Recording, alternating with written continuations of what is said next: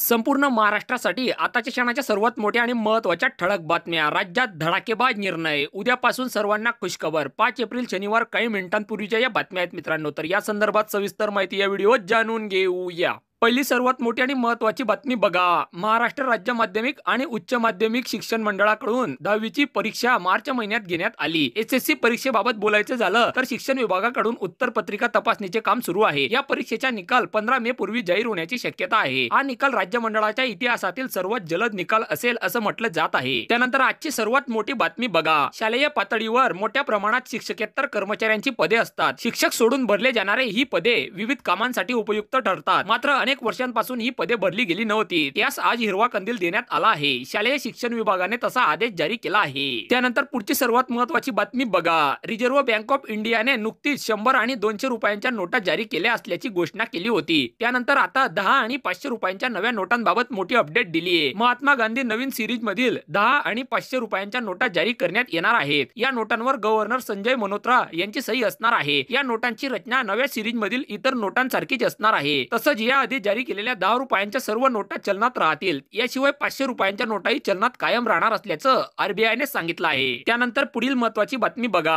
हवामान विभागाने दिलेल्या माहितीनुसार आज राज्यातील अनेक जिल्ह्यांमध्ये विजांच्या कडकडाट आणि वादळासह पावसाची शक्यता आहे. कोकण, मध्य महाराष्ट्र आणि मराठवाड्यातील अनेक जिल्ह्यांमध्ये विजांच्या कडकडाटासह वादळ आणि हलक्या ते मध्यम स्वरूपाच्या पावसासह ताशी 30 ते 40 किलोमीटर वेगाने वारे वाहण्याची शक्यता आहे, असं हवामान विभागाने म्हटलं आहे.